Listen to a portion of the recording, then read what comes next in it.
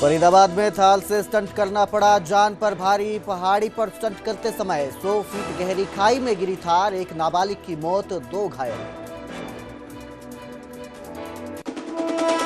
Headlines के प्रायोजक पतंजलि गाय का घी, माँ का भरोसा, प्यार से परोसा।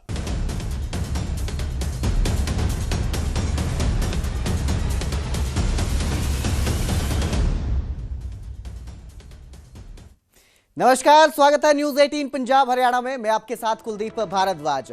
बुलेटिन की शुरुआत करेंगे कांग्रेस के संग्राम के साथ। आज मनरेगा बचाओ संग्राम है कांग्रेस का और कुछ देर में विधानसभा का घेराव करेगी जो कांग्रेस है। चंडीगढ़ पुलिस ने हालांकि प्रदर्शन की अनुमति नहीं दी है। हरियाणा कांग्रेस जो है वो मनरेगा को लेकर प्रदर्शन करने वाली है और कांग्रेस कार्यालय के बाहर पुलिस ने चस्पा नोटिस जो है वो कर दिया है। सेक्टर 25 के रैली ग्राउंड में ही प्रदर्शन की अनुमति दी है। तो मनरेगा को लेकर आज मनरेगा बचाओ संग्राम है कांग्रेस का, हरियाणा कांग्रेस का, लेकिन चंडीगढ़ पुलिस ने प्रदर्शन की अनुमति नहीं दी। कार्यालय के बाहर नोटिस चस्पा किया, जिसके बाद सेक्टर 25 के रैली ग्राउंड में ही प्रदर्शन करने की अनुमति मिली है। तो चंडीगढ़ पुलिस ने यह प्रदर्शन किया है। मेरे सहयोगी मनोज राठी हमारे साथ लाइव जुड़े हैं। मनोज, कांग्रेस का संग्राम है, मनरेगा को लेकर सवाल जो हैं उठ रहे हैं, काफी सवाल उठ रहे हैं और इस सब के बीच आज कांग्रेस मनरेगा का संग्राम कर रही है। सरकार को घेरने की ये सारी तैयारी है। किस तरह का प्रदर्शन किया जा रहा है, किस तरह की स्थिति देखने को मिल रही है?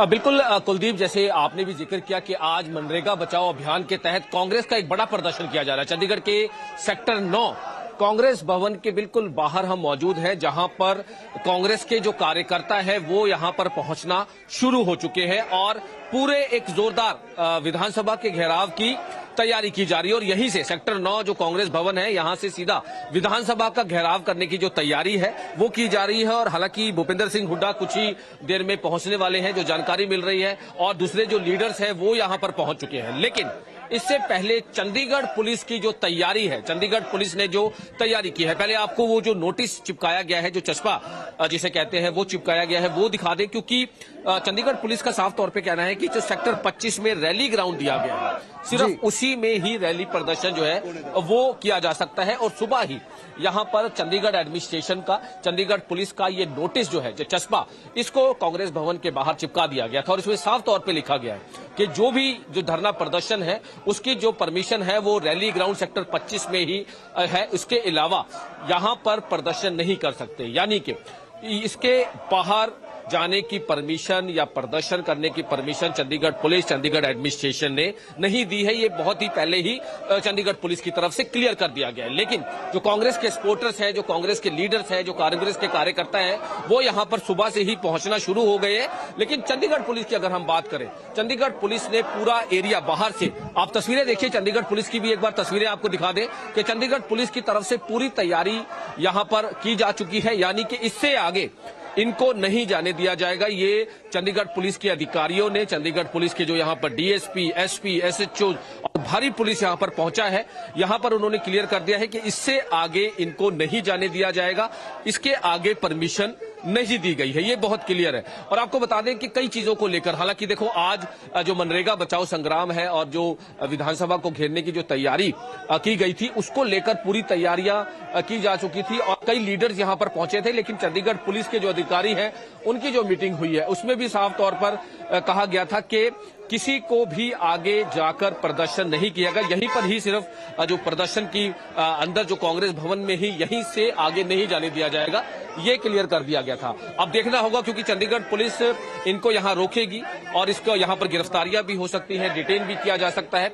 इसको लेकर चंडीगढ़ पुलिस की तरफ से तैयारियां की जा चुकी है। लेकिन दूसरी तरफ अगर हम बात करें तो दूसरी तरफ जो कांग्रेस के जो कार्यकर्ता हैं, जो कांग्रेस के यहां पर सपोर्टर्स हैं, वो यहां पर पहुंच के प्रदर्शन जो है वो शुरू कर दिया है। और आज अभी थोड़ी देर में ही, यानी कि कुछ ही देर में यहां से बाहर निकलेंगे और विधानसभा घेराव की तरफ कूच करेंगे, यानी कि विधानसभा का घेराव करेंगे। लेकिन उससे पहले पुलिस की और बैरिकेडिंग जो है वो की जा चुकी है। यानी कि आज पुलिस की तरफ से भी पूरा एक्शन, देखिए कल जो हुआ, कल का भी थोड़ा सा जिक्र इसमें जरूर करेंगे, क्योंकि इसी वजह से आज चंडीगढ़ पुलिस बहुत ही सख्त दिखाई दे रही है। कल डीजीपी तलब किया गया था चंडीगढ़ के डीजीपी को तलब किया गया था हाई कोर्ट की तरफ से, क्योंकि कल भी धरना प्रदर्शन जो किया गया था वहां पर सड़कों पर जाम लगा था, जिसकी वजह से कई जो है दिक्कतें सामने आई थी, जिसको लेकर बहुत ही क्लियर जो है वो किया गया था कि अब जो धरना प्रदर्शन को लेकर किस तरह से चीजें को ध्यान रखना है, किसी को दिक्कत ना आए। और उसका भी आज असर जो है वो देखने को मिल रहा है कुलदीप, क्योंकि आज पुलिस काफी सख्त दिखाई दे रही है और यहां से आगे किसी को भी परमिशन जो है वो नहीं दी जाएगी। ये बहुत ही क्लियर जो है वो करने की तैयारी की गई है। मनोज, यहाँ पर एक चीज और जानना चाहूंगा आपसे कि अभी तो ये कार्यालय के बाहर हैं सभी लोग जो इकट्ठा हुए हैं, ये रैली ग्राउंड की तरफ जाएंगे सेक्टर 25 या यहीं पर प्रदर्शन करेंगे? देखो कुलदीप, जो जानकारी है कि रैली सेक्टर 35 के जो यहां पर पुलिस की तरफ से बोला गया है, यहां से इनका जो अभी तक जो इनका जो स्ट्रेटजी बनी है वो बनी है कि चंडीगढ़ के सेक्टर 9 से हम विधानसभा का ही घेराव करेंगे। सेक्टर 25 जाने का कोई भी यहां पर अभी इनका प्लान नहीं है। दूसरा, क्योंकि पुलिस की तरफ से तो बहुत ही क्लियर किया गया था कि उसके आगे जो है यानी कि यहां पर बाहर आके प्रदर्शन या धरना प्रदर्शन या वो नहीं किया जा सकता, अगर करना है तो सेक्टर 25 के ही रैली ग्राउंड में। लेकिन यहां पर साफ तौर पर जो कांग्रेस के सपोर्टर्स है उनका कहना है कि चंडीगढ़ के सेक्टर 9 जहां पर ये मौजूद है, जहां पर कांग्रेस का ऑफिस है, जहां पर हम मौजूद हैं, यहां से सीधा कांग्रेस विधानसभा का घेराव करेगी, जहां पर सेशन किया जा रहा है, जहां पर सेशन चल रहा है। हालांकि पुलिस की कई जो ऑफिसर्स हैं उनकी लगातार मीटिंग हुई है। पुलिस के जो ऑफिसर्स हैं उन्होंने काफी मीटिंग, जो कांग्रेस के लीडर्स हैं उनके साथ जो मीटिंग हुई है, लेकिन किसी भी तरह से अभी तक कोई समाधान जो है या फिर किसी तरह से कोई आपसी जो समझौता है वो नहीं हुआ है। कांग्रेस के सपोर्टर्स का, कांग्रेस के लीडर्स का साफ तौर पर कहना है कि यहां से सीधा हम विधानसभा का ही घेराव करेंगे और विधानसभा का घेराव करके ही जाएंगे, चाहे हमें पुलिस जहां भी रोके, कहीं भी रोके। लेकिन पुलिस का जो अरेंजमेंट है वो पूरी तरह से तैयार है, यानी कि पुलिस जो है वो गिरफ्तारियां भी कर सकती है अगर आगे बढ़ने की कोशिश की। अगर आगे जो बैरिकेडिंग लगाई गई है, आगे से पुलिस ने जो पूरा सेक्टर 9 जहां पर हम मौजूद है, जहां पर कांग्रेस ऑफिस है, उसके बिल्कुल आगे पुलिस ने पूरी बैरिकेडिंग की हुई है, यानी कि उससे आगे जाने की जो परमिशन है वो नहीं दी जाएगी। अब इंतजार किया जा रहा है। फिलहाल जो है यही जानकारी है कि फिलहाल जो है ये सीधा विधानसभा का ही घेराव करेंगे। बहुत बहुत शुक्रिया इस तमाम जानकारी के लिए, हमारे साथ जुड़ने के लिए मनोज। तो जहां एक तरफ पुलिस ने अनुमति नहीं दी है प्रदर्शन करने की, वहीं कांग्रेस जो है अभी फिलहाल का जो कार्यकर्ता है कांग्रेस के सभी इकट्ठा हुए हैं और यही तैयारी है कि वो विधानसभा का घेराव करेंगे। 25 फरवरी को चंडीगढ़ में कांग्रेस कार्यालय के ऊपर हरियाणा विधानसभा घेराव का कार्यक्रम हमने बनाया था और उस कार्यक्रम से हरियाणा के कोने कोने से, हर जिले से हजारों की संख्या में कार्यकर्ता चंडीगढ़ आ रहे थे। लेकिन बहुत ही अफसोस की बात है कि तानाशाही और इस सरकार ने, भाजपा की सरकार ने जिस तरह से उन कार्यकर्ताओं को, नेताओं को, जिला अध्यक्षों को, हमारे सीनियर लोगों को हाउस अरेस्ट किया, घर में जाके पुलिस बैठ गई, उसको थाने में ले गई कि आपको चंडीगढ़ नहीं जाना है। हम पूछना चाहते हैं, क्या इस लोकतंत्र में गरीब की आवाज को, मजदूर की आवाज को, किसान की आवाज को, युवा की आवाज को क्या उठाना गलत है? तो वहीं कांग्रेस महासचिव रणदीप सुरजेवाला ने सरकार पर निशाना साधा और कहा कि सरकार लोगों की आवाज को दबाना चाहती है, सरकार इस षड्यंत्र में कामयाब नहीं होगी, ऐसा भी सुरजेवाला का कहना है। तो बड़ा बयान है एक तरफ से सुरजेवाला का, महासचिव है कांग्रेस के, और उन्होंने सीधा निशाना साधा सरकार पर और इल्जाम लगाया है कि सरकार जो है वो लोगों की आवाज दबाना चाहती है, लेकिन सरकार इस षड्यंत्र में कामयाब नहीं होगी। जो षड्यंत्र बताया जा रहा है सुरजेवाला की तरफ से वो ये है कि लोगों की आवाज जो है वो दबाने की कोशिश की जा रही है सरकार की तरफ से।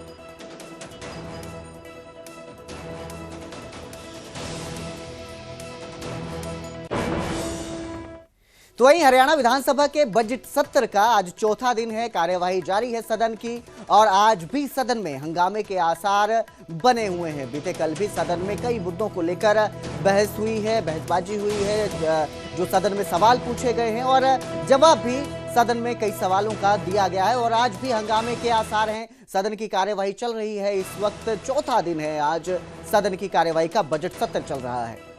कई विधायकों ने अपने अपने क्षेत्र के मुद्दे रखे हैं और कई जगहों पर जो हैं कल भी मुद्दे रखे गए थे।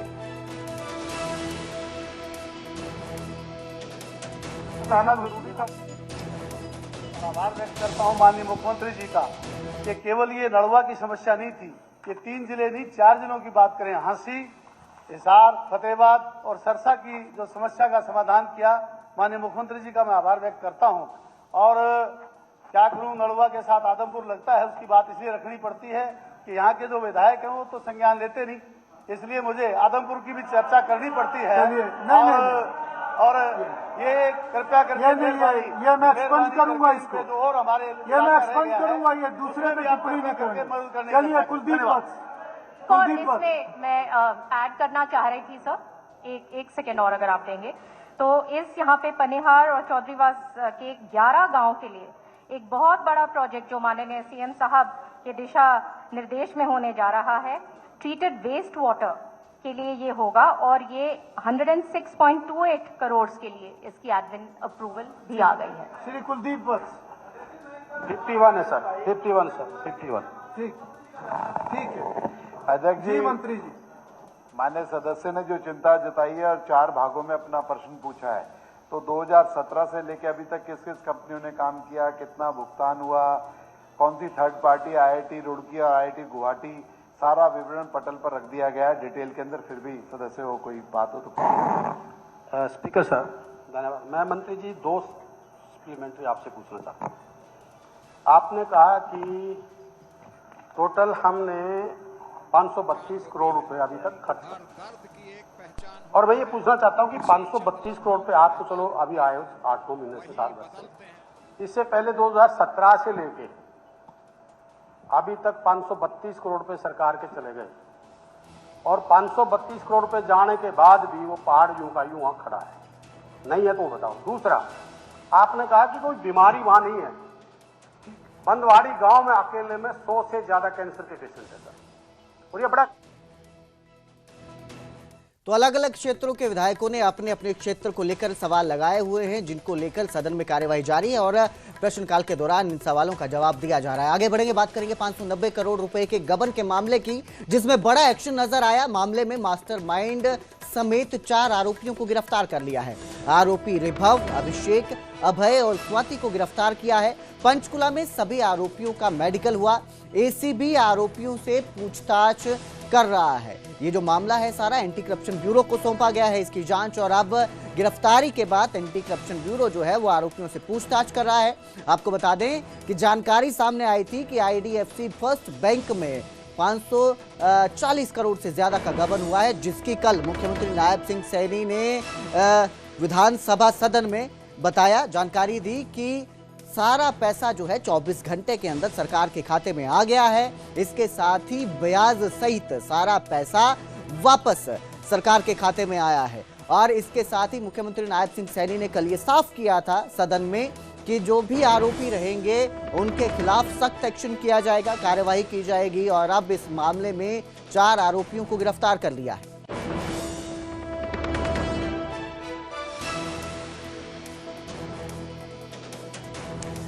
तो बहुत बड़ा ये जो है घोटाला गबन एक तरह से सामने आया था IDFC फर्स्ट बैंक से, जिससे 590 करोड़ रुपए का गबन करने का ये मामला सामने आया था। एकदम से इस खबर के बाद हड़कंप मच गया था और मुख्यमंत्री नायब सिंह सैनी ने साफ कहा था कि जो भी आरोपी होंगे उनके खिलाफ सख्त एक्शन लिया जाएगा, कार्रवाई की जाएगी। और अब साफ भी किया है कि जो पैसा है वो ब्याज सहित खाते में आ गया है। अब जिक्र करेंगे पानीपत का, जहां रिफाइनरी में आज फिर बवाल है। मजदूरों ने पुलिस पर पथराव किया, पुलिस ने मजदूरों पर लाठीचार्ज किया है। तो रिफाइनरी में माहौल तनावपूर्ण नजर आ रहा है। सुबह से जाम लगाकर सड़कों पर मजदूर बैठे थे, जिन्होंने जब पुलिस वहां पर पहुंची तो पथराव किया। और इस दौरान उधर फरीदाबाद में थार से स्टंट करना भारी पड़ गया जान पर। स्टंट करते समय 100 फीट गहरी खाई में थार गिर गई। हादसे में एक 15 साल के नाबालिग की मौत हो गई। 2 लोग गंभीर रूप से जख्मी हुए हैं। तो इस थार जो है, थार को लेकर अक्सर लोग जो हैं स्टंटबाजी करते नजर आते हैं। और एक थार जो है, थार होने के बाद बहुत सारे लोग अलग तरह से इसको चलाते हुए स्टंटबाजी करते अक्सर नजर आते हैं। कई बार इस तरह के हादसे सामने आते हैं और ऐसा ही एक हादसा ये फरीदाबाद से सामने आया, जहां स्टंट करते समय 100 फीट गहरी खाई में थार गिर जाती है। एक नाबालिग 15 साल के लड़के की इस हादसे में मौत हो गई, जबकि 2 गंभीर रूप से जख्मी हो गए। तो वहीं हरियाणा में आज से बोर्ड की परीक्षाओं की शुरुआत हो चुकी है। 10वीं और 12वीं की बोर्ड की परीक्षाएं शुरू हो गई हैं और इस परीक्षा को लेकर सुरक्षा के पुख्ता इंतजाम किए गए हैं। नकल रहित परीक्षा करवाने के लिए पूरी तैयारी की गई है और बोर्ड के एग्जाम ऐसे होते हैं जिनको लेकर बच्चों में भी काफी एक तरह से डर भी रहता है, उत्साहित भी रहते हैं, क्योंकि इसके बाद वो बोर्ड की परीक्षाएं पार कर लेते हैं और किसी तरह से नकल ना हो इस एग्जाम में, इसको लेकर तैयारी पूरी कर ली गई है। सुरक्षा के भी पुख्ता इंतजाम किए गए हैं। हरियाणा विद्यालय शिक्षा बोर्ड भिवानी द्वारा आज से हरियाणा प्रदेश में 10वीं और 12वीं की परीक्षाएं शुरू हो रही हैं। 12:30 बजे से ये परीक्षाएं शुरू होंगी और 3:30 बजे तक रहेंगी। कुरुक्षेत्र की बात की जाए तो कुरुक्षेत्र में 54 परीक्षा केंद्र बनाए गए हैं। पुलिस बल की तैनाती की गई है। नकल ना हो इसको रोकने के लिए बाकायदा प्रबंध किए गए हैं। डीसी की तरफ से आदेश दिए गए हैं कि जितने भी स्कूलों की परीक्षाएं हो रही हैं, 10वीं और 12वीं की हरियाणा विद्यालय शिक्षा बोर्ड भिवानी की जो परीक्षाएं हो रही हैं, उनके बाहर बाकायदा पुलिस की तैनाती रहेगी। नकल को रोकने के लिए पूरी तरह से उचित प्रबंध किए गए हैं। माता पिता अपनी पूरी उम्र अपने बच्चों की अच्छी परवरिश और उन्हें एक बेहतर जिंदगी देने में लगा देते हैं, लेकिन वहीं बच्चे जब बड़े हो जाते हैं तो माता पिता का क्या हाल करते हैं, उसका उदाहरण करनाल में देखने को मिला। यहाँ एक बुजुर्ग डॉक्टर ने अपने बच्चों को पढ़ा लिखाकर विदेश भेजा ताकि वो अपना भविष्य बेहतर बना सके, लेकिन जब बुजुर्ग पिता को उन बच्चों की जरूरत पड़ी तो उन्होंने उसे देखना भी जरूरी नहीं समझा। नतीजा ये हुआ कि 1.5 साल से ये बुजुर्ग बेहद ही बुरी हालत में जिंदगी बिता रहे थे। ना तो कभी कपड़े बदले, ना ही कभी ढंग का खाना खाया। बुजुर्ग की ये हालत जब आसपास के लोगों ने देखी तो रेस्क्यू टीम को सूचना दी, जिसके बाद बुजुर्ग का रेस्क्यू हुआ। बताया जा रहा है कि परिवार के लोगों के छोड़कर जाने के बाद से ही बुजुर्ग काफी टूट गए थे। धीरे धीरे बीमारियों ने उन्हें घेर लिया और फिर वो पूरी तरह से लाचार हो गए। नहीं चाहता, जब पिता बुजुर्ग हो जाते हैं तो बस वो यही चाहते हैं कि बच्चे उनका ध्यान रखें। लेकिन करनाल से एक ऐसी कहानी सामने आई है जिसने सभी को झकझोर कर रख दिया है। दरअसल एक होम्योपैथी डॉक्टर है, डॉक्टर हरकिशन जी। इनके 2 बेटियां हैं, दोनों ऑस्ट्रेलिया में रहती हैं, दोनों शादीशुदा हैं और इनकी पत्नी का इनके साथ डिस्प्यूट चल रहा था, जिसके बाद तकरीबन 26 सालों से ये अकेले रह रहे हैं। और इनकी हालत देख लीजिए, इनके पैरों की हालत देख लीजिए। और अपना आशियाना की टीम ने इन्हें रेस्क्यू किया और होम्योपैथी डॉक्टर के घर यानी कि हरकिशन जी के जब घर पर ये गए तो वहाँ पर देखा कि कीड़े इन्हें लगे हुए हैं। जो टॉयलेट है इन्होंने बीच में किया हुआ है, मतलब गंदी हालत हो चुकी थी। लोगों की मदद से इन्हें रेस्क्यू किया गया और अपना आशियाना आश्रम में फिलहाल इन्हें रखा गया है। कैसी तबीयत है अब आपकी? No pulse, no resistance power, pain चोटों का। क्या आपका पेशा था, क्या आप करते थे, कब से कर रहे थे आप? तो भाई हमारे घर में शुरू से होम्योपैथी है। लास्ट 50 ईयर्स क्या कर रहा हूँ मैं, बिल्कुल फ्री। पहले मेरा वेस्पा था ड्राइवर, वो स्कूटर, मैंने बैटरी वाली ले ली। अग्रवाल धर्मशाला was my head office।